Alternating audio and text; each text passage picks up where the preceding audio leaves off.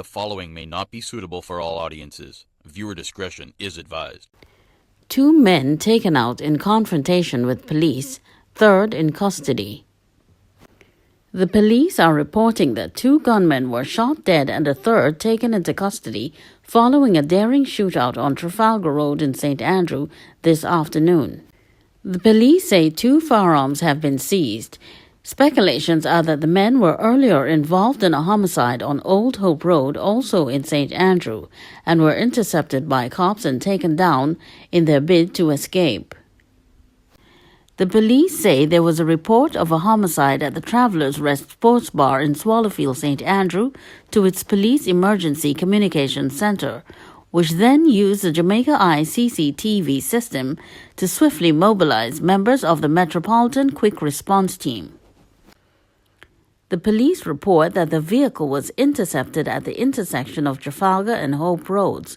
According to the police, while the cops sought to apprehend the men decided they were not going down without a fight and engaged the team in a gun battle.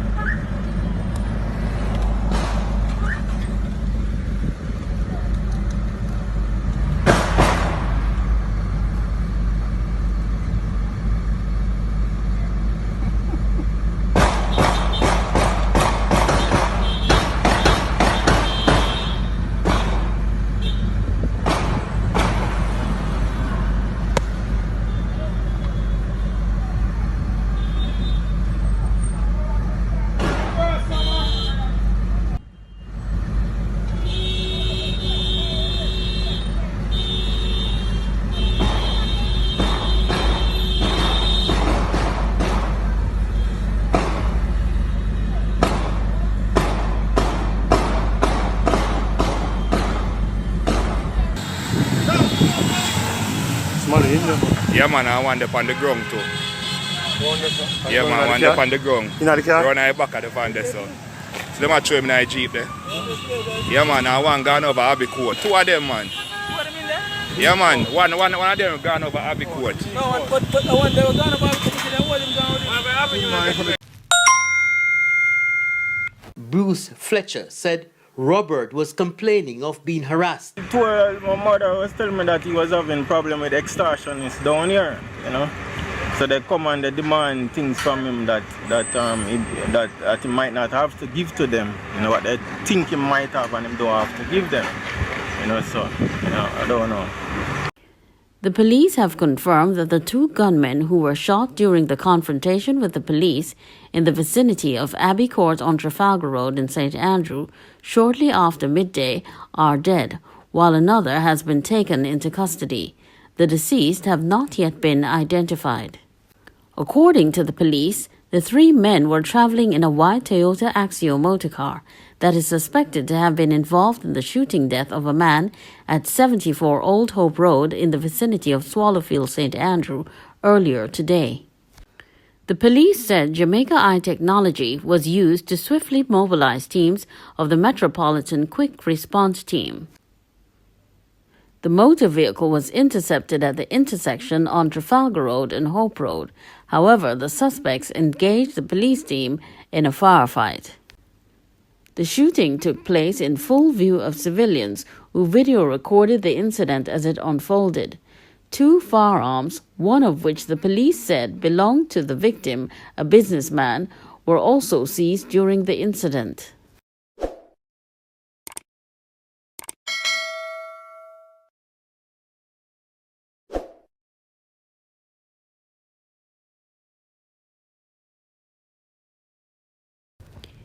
Elderly man erases common-law wife in machete attack. Residents of Clarkstown are expressing shock and anger following a Mother's Day murder of a community member who was hacked to death allegedly by her common-law husband, who has since turned himself into the police. The deceased has been identified as Nikisha Keeling, age 29, of Parnassus, Clarkstown. Reports are that about 1:30 a.m., The alleged machete wielder made a report at the Clarkstown police station that he murdered Keeling. The police visited the scene and found the body with multiple chop wounds slumped in the house in which the common-law couple lived. The 62-year-old man has reportedly indicated that he attacked the mother of his 8-year-old son out of jealousy, as he believes that she had been unfaithful in the relationship. The victim's mother, Annette Keeling, who's the mother of 11 children, described yesterday as her worst Mother's Day ever after learning that her 29-year-old daughter, Nikisha Keeling, commonly called Gally, had been hacked to death allegedly by her jealous common-law husband, who is more than twice her age. "This is the worst Mother's Day gift," said Annette Keeling, 57. "It better we did no say she meet in an accident and whatsoever," bemoaned the distraught mother, who tried desperately to remain calm.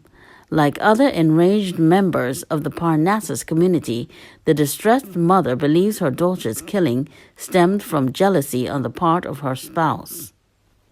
"She is a young girl. She is just 29. She would not be 30 until August coming. So she is a young girl and move around with young men. And he is an older man than her. So you know that those things always cause domestic dispute between an older man and a younger girl.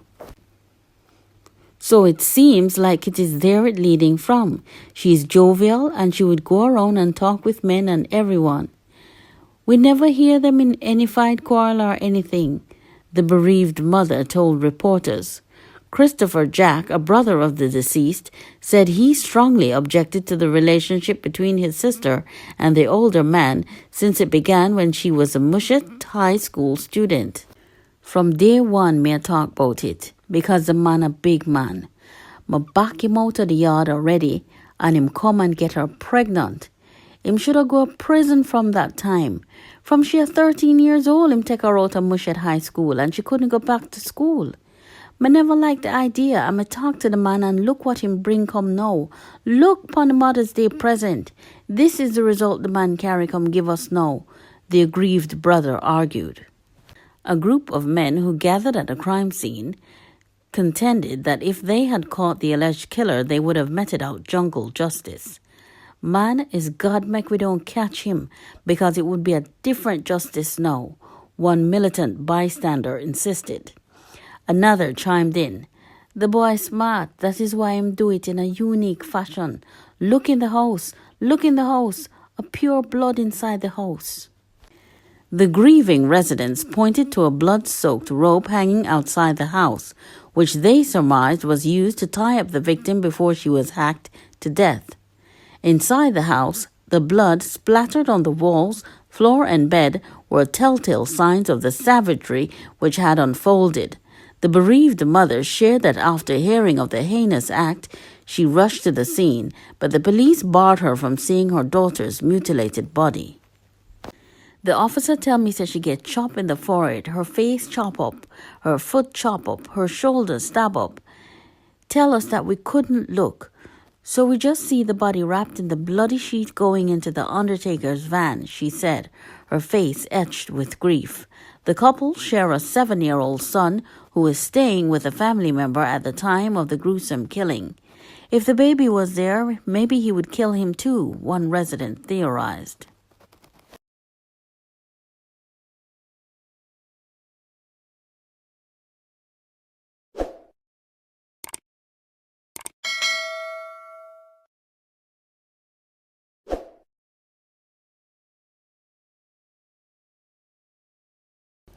Farmer arrested for violating 5-year-old. A 20-year-old male farmer who was arrested in connection with the buggery of a 5-year-old boy in St. Anne has been charged with offenses relating to the incident. The unidentified man has been charged with buggery and grievous sexual assault. Police investigators who booked the man for the offenses on Wednesday did not release his identity due to the sensitive nature of the case. The accused is to face the St. Anne Parish Court on Friday. It is alleged that sometime last week, the farmer buggered the boy after asking the minor to accompany him to a pig pen. It was further reported that last weekend, the mother of the child was about to give the boy a bath when he complained of feeling pain in the anus. The mother then saw that the area had been injured. The matter was reported to the police and the suspect was arrested on Sunday. Through the Child Protection and Family Service Agency, CPFSA, arrangements were made for a team of first responders to conduct a visit to the boy's home in the Colgate community of St. Anne. Further, the agency said the Child Guidance Clinic was to provide urgent counseling intervention to the boy. The incident comes on the heels of another case of buggery involving a 13-year-old girl in the parish last week. It was reported that on Monday, April 26th, the teen was sexually assaulted by 5 young men in an unfinished house in an undisclosed St. Anne community.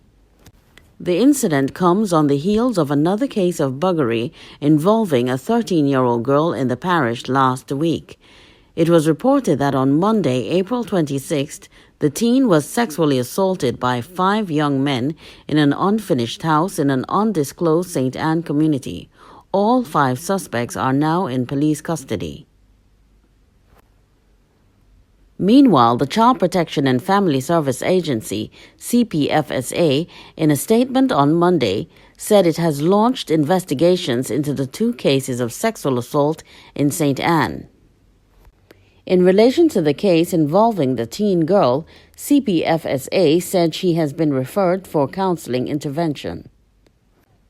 A team of first responders visited the teen's community and conducted a risk assessment in an effort to provide targeted intervention in the child's best interest, the agency stated, adding that the family has been referred for therapeutic sessions and parent training. In relation to the second case that was received on Monday involving the 5-year-old boy from the Colgate community of St. Anne, who was reportedly abused by a 20-year-old man, CPFSA said contact has been made with the child's family. Additionally, arrangements have been made for a team of first responders to conduct a home visit. Further, the agency said the Child Guidance Clinic is to provide urgent counseling intervention to the boy.